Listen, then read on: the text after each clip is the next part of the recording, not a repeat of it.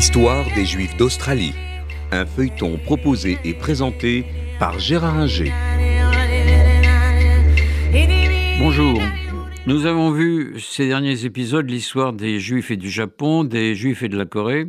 Alors nous allons descendre plus au sud et regarder ce qui se passe en Australie.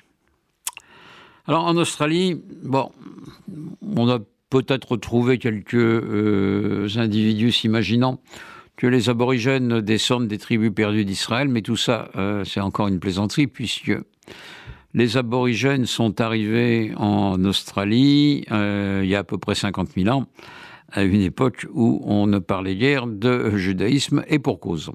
Donc laissons de côté quelques fariboles qui doivent exister quelque part, c'est pas intéressant. Les premiers juifs arrivent effectivement en Australie en 1788, quand les Britanniques s'installent à Botany Bay, du côté de Sydney, et y installent des forçats. Ils installent à peu près 200 forçats. Et là-dedans, dans cette colonie de galériens et de forçats, il y a quelques juifs. Je ne sais pas combien, mais il y en a. Bon, le premier peuplement, donc, se fait au travers de, comme disent les Britanniques, de convicts, c'est-à-dire de forçats.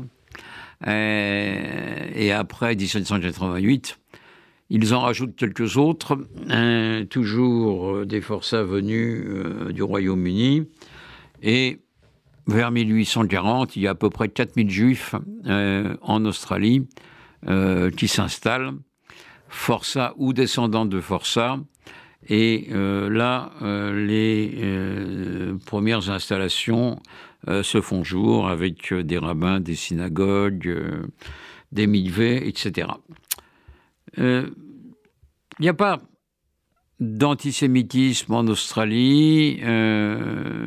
Les Juifs jouissent des mêmes droits que les autres. Et ils arrivent peu à peu s'installer là en espérant une vie meilleure, des Juifs anglais d'abord, puis au milieu, à la fin du 19e siècle, des Juifs allemands, et puis des Juifs russes, polonais, lituaniens, fuyant l'Empire russe et ses pogroms.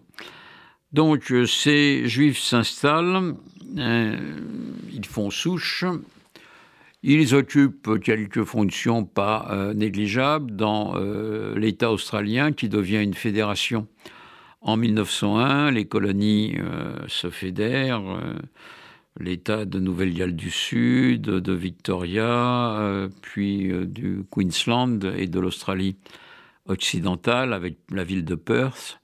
Donc les Juifs vivent une vie normale.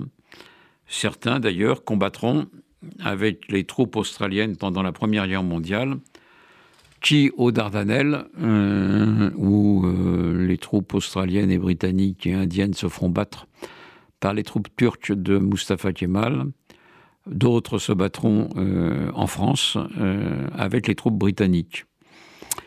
Après la guerre, le gouvernement australien, décide de mesures restrictives à l'égard d'une immigration venue d'Europe de l'Est.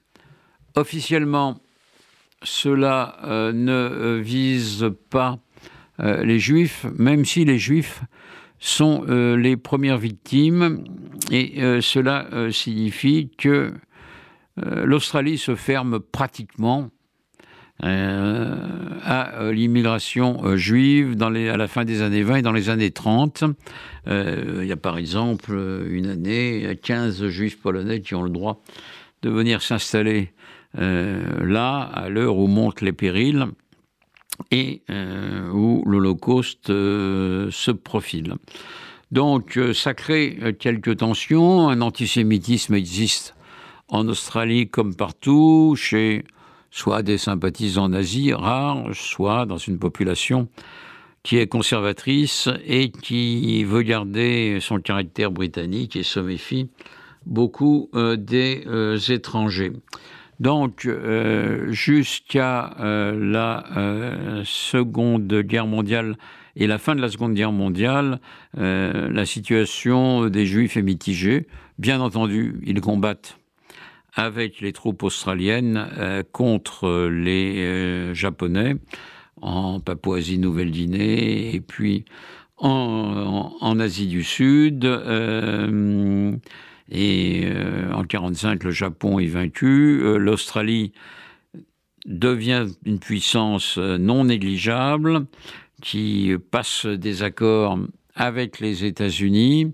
Ça sera le pacte ANZUS, Australia, New Zealand, United States, qui est un peu l'OTAN de Pacifique Sud, et les Juifs vont vivre en paix et vont connaître peut-être là un nouvel essor que nous verrons la semaine prochaine. C'était l'histoire des Juifs d'Australie, un feuilleton proposé et présenté par Gérard Inger.